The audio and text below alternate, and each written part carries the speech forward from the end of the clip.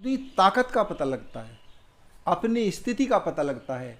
तो यानी कि जो दुख भी आ रहा है तो वो ये मानो कि हमने ही उसको आज नहीं तो पीछे वाले कल में, एक टुमारो आगे वाला कल, ये पीछे वाला जो बीत गया, कि उन दोनों में हमारी तरफ से कोई ना कोई गड़बड़ी हुई है, वो ही इसका परिणाम है। नहीं तो भगवान की सत्ता में ऐसा कुछ भी नहीं होता कि भाई मतलब बिना कारण के दुख बन जाए।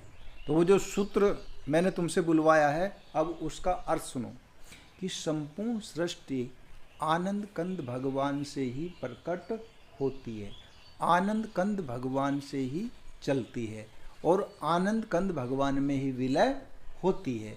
तो यदि हमारे तन मन पर कोई भी दुख है तो क्या कारण है कि हमने उस सरकार में जो हमें जीवन जैसे जीना था उसमें कुछ गड़बड़ी करी है, इस जन्म में, बचपने में या पहले जन्म में। तो वो गड़बड़ी के कारण से हमें दुख भास रहा है। नहीं तो ये तो हर समय, क्या बताऊं, दिल रुबा दिल की सुनाऊं, सुनने वाला कौन है, जामे हक भर भर के पिलाऊं, पीने वाला कौन है। मतलब हमें खुद को ऐसा रहता है, थोड़ा भी यदि भगवान से जुड़ जाते हैं तो क्या बताएं कि उनकी सुमृति मात्र में, भगवान की सुमृति मात्र में इतना आनंद, इतना आनंद कि क्या बताएं कि बस कुछ वाणी बोल नहीं सकती उस समय।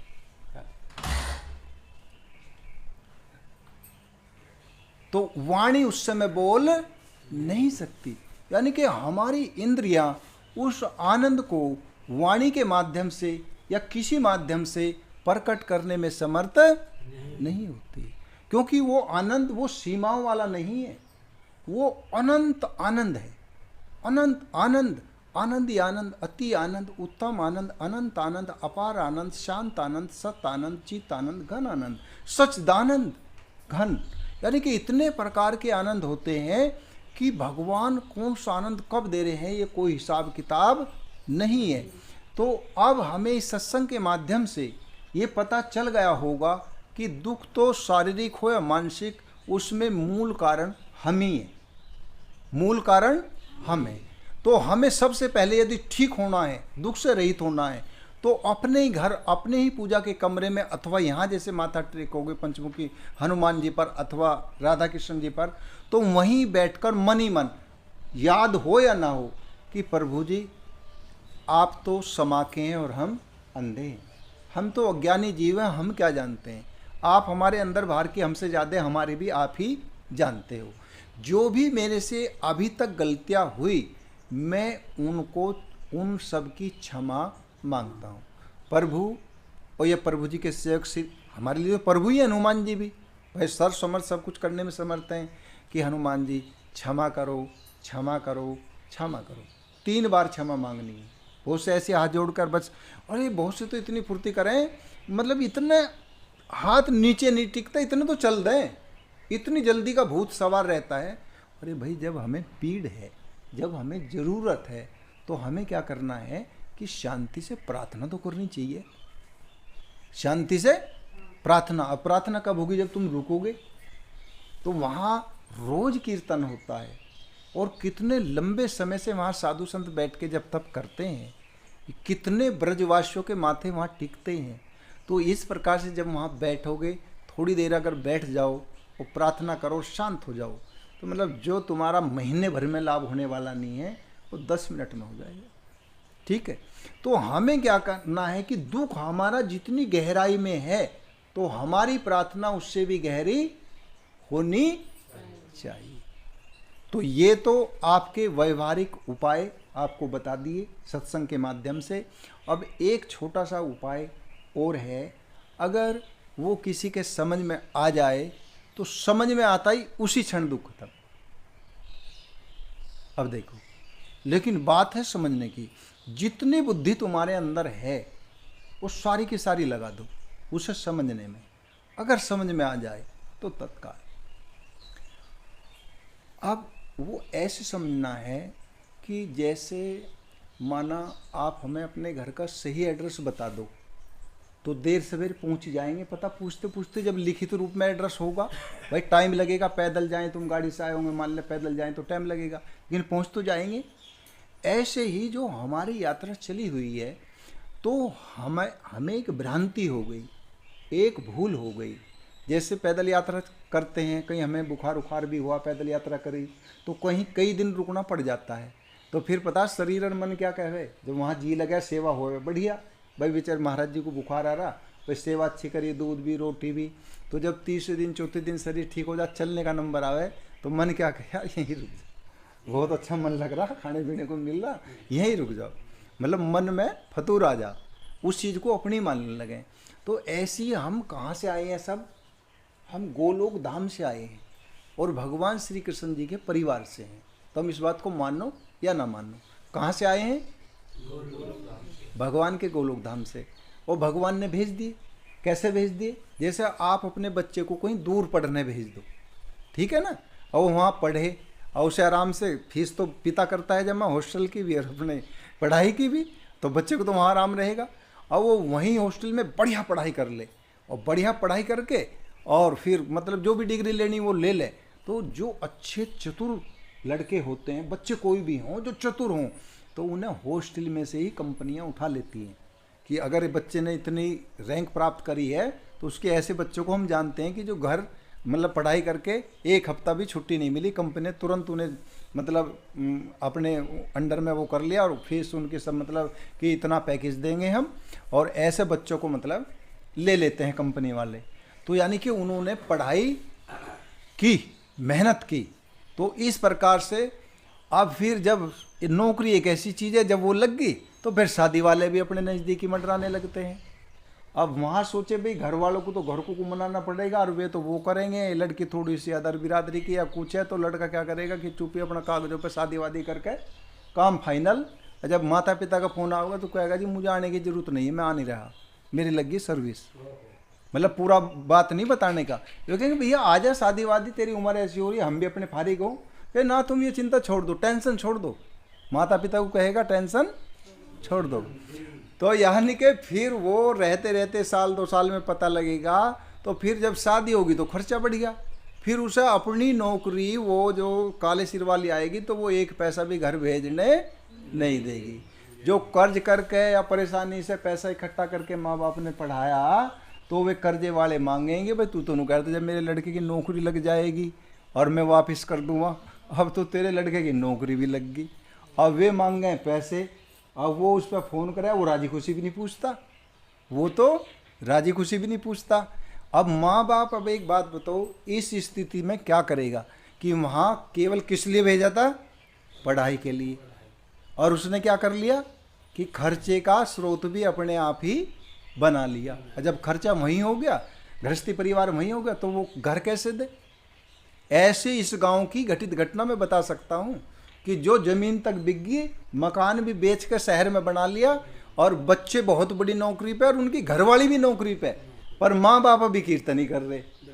क्यों, कहा नहीं मानते भाई, उनके खुद के खर्चे इतने क्यों, ऐसा फ्लैट चाहिए, ऐसी कॉलोनी में चाहिए, उनकी मांगे इतनी है बहुत ज़्यादा है। तो माता पिता ने अपना बच्चा क्या करने के लिए भेजा था, पढ़ने के, और इतना धन कमा ले मेरा कर्ज उतर जा। और लड़के ने वहाँ क्या किया कि वहाँ उसी नगरी में रमण गया, मतलब उसी के चक्कर में आ गया। तो वे बच्चे आजकल के और नहीं, हम सभी हैं। भगवान ने, राधा कृष्ण जी ने हमें यहाँ से घूमने के लिए भेजा कि भाई तुम नाम का ध्यान रखना, और हमने गीता भागवत ऐसे ग्रंथ तुम्हारे लिए पढ़ने के लिए, ज्ञान प्राप्त हो जाए भक्ति का, इसलिए पहले से व्यवस्था कर रखी है। तुम उन्हें पढ़ना और अपने मतलब लोक में चले आना, ऐसा भगवान भेजते हैं। हम हमारे माता पिता हैं राधा कृष्ण भगवान, और हम यहाँ आए हैं इस दुनिया में मृत्यु लोक में भ्रमण करने के लिए और भगवान की भक्ति करने के लिए। और गलती क्या कर दी कि यहाँ इंद्रियों के मतलब स्वाद में अटक गए कि यार यह तो तरबूज बहुत बढ़िया लगे, और भाई फलाना फल बहुत बढ़िया लगे, और भाई बच्चों की शादी हो जाए तो भाई परिवार बसाना भी बढ़िया लगे। तो बढ़िया बढ़िया के चक्कर में भजन करने की फुर्सत नहीं मिली, तो भजन से हट बैठे और भगवान के वाक्य से नट बैठे। तो अब पता लगा कि संपूर्ण दुखों का कारण क्या है? मूल में भूल। संपूर्ण दुखों का कारण मूल में भूल। तो हम भगवान के धाम से आए और भगवान के बच्चे हैं, और यदि भगवान के धाम में जाने की तैयारी नहीं करते तो मैं उसके लिए बता रहा, जो कोई ये कहता हो कि मेरी कोई गलती नहीं जी, फिर भी मुझे दुख क्यों हो रहा, क्योंकि मैंने जन्म से कोई गलती करी नहीं। तो हम उनसे पूछते हैं कि ये गलती है या नहीं है? अपने घर, अपने पिता के घर लौटकर ना जाना, इससे बड़ी गलती भी हो क्या सकती है? भाई जब उन्होंने भेजा घूमने के लिए, मेले में भेज ही दें, बच्चे को तजर्बा कैसे होगा? तो ये गलती मूल में सबकी है। तो अब तुम उसका एड्रेस का पता लग गया, कहाँ जाना है? भगवान के धाम में। और जाओगे कैसे?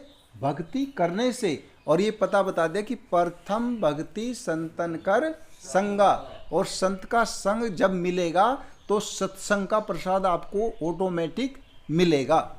अब जैसे आप यहाँ आए तो बोला थोड़ी है आपने कि हमें सत्संग सुना दो। क्यों?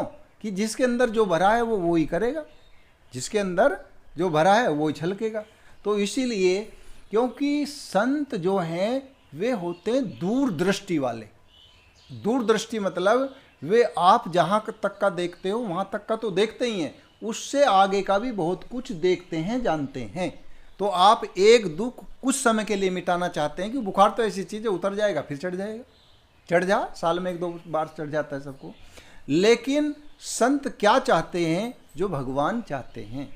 संत क्या चाहते हैं? जो भगवान चाहते हैं। कि भैया इन्हें क्या बार बार धक्के देने की, बार बार आओ अब क्या वो दुख खत्म हो जा, अब क्या हो जा। कि भगवान चाहते हैं मेरे पुत्रों के सारे दुख सदा के लिए खत्म हो जाएं। इसलिए भगवान बोलते हैं कि प्रसादे सर्व दुखा नाम हानि रस उपजायते प्रसन्न चेतसो ह्रासु बुद्धि पर्यवतिष्ठते। हे अर्जुन, अंतःकरण के प्रसन्नता रूपी प्रसाद से जीव के, कोई भी हो, टू जेड, स्त्री पुरुष नपुंसक कोई भी हो, सारे दुख सदा के लिए मिट करके उसकी बुद्धि सर्व ओर से हटकर एक मुझ परमात्मा में भली भांति स्थिर हो जाती है। तो भगवान ये चाहते हैं कि मेरा जीव एक दुख से नहीं, 2 दुख से नहीं, 3 दुख से नहीं, यानी कि सब दुखों से छूट जाए। क्योंकि भगवान सबको, देखो जो कोई ईर्ष्यालु आदमी होगा, संसार का आदमी होगा, जैसे राजनीति और दूसरी है धर्म नीति। राजनीति का अंतिम परिणाम क्या है? राजनीति कुर्सी को छीनती है और दूसरे को दुखी करती है। उसका प्रवचन यहाँ से शुरू होता है, देखो भाइयों कि फला गांव में जो जिस गांव का नेता होगा, मैंने वो रास्ता बनवाया, तुम्हारा वो पानी का साधन कराया, फलाना काम कराया। इस तरीके से वो अपने बखान को शुरू में ही करेगा, यानी कि मैं बहुत अच्छा हूं। और जब दूसरी पार्टी की चर्चा आएगी तो वो कहेगा देख उसने वो काम खराब किया, उसमें झगड़ा करवा दिया, वो काम किया तो नहीं उसने। तो यानी कि राजनीति की शुरुआत होती है अपनी अच्छाई और दूसरे की बुराई, और मेरे से बढ़िया नेता कोई नहीं है। और कुर्सी के लिए यानी कि लड़ाई तो होगी ही, यत्न के मृत्यु तक को भी स्वीकार कर लेता है। इसमें मार धाड़ की भी नौबत एक समय में आ जाती है, पर हर शर्त पर कुर्सी चाहिए। क्योंकि ये बुद्धिमान लोग समझ जाते हैं कि भाई यो लड़ाई झगड़ा जो हुआ क्यों हुआ, को फला नेता का मामला है, अच्छा तो ये हुआ, उसमें 2-4 लोग मर भी जाएं, लेकिन बात कुछ और है और मौके पे दिखाई कुछ और दे। तो ये प्रारूप है धर्म नीति का, इसका राजनीति का। और धर्म नीति का क्या है? धर्म नीति ये है कि दूसरे का पोषण करेगी, स्वयं पोषित रहेगा। जो धर्म नीति को जानता होगा, यानी कि स्वयं का भला, सामने वाले का भला, कर भला हो भला। तो ये जो सत्संग में आने का माध्यम है, ये धर्म नीति कहलाती है। क्या कहलाती है? धर्म नीति। तो जो कोई धर्म नीति से चलता है, इसमें तो मन से ये निकाल दो, कोई शंका ही नहीं है। मतलब स्वयं तो सुखी हो ही जाएगा जो धर्म नीति पर चलेगा, लेकिन सामने वाले को सुखी करने की ताकत भी उसके अंदर आ जाएगी, बोलिए राधा कृष्ण भगवान की जय।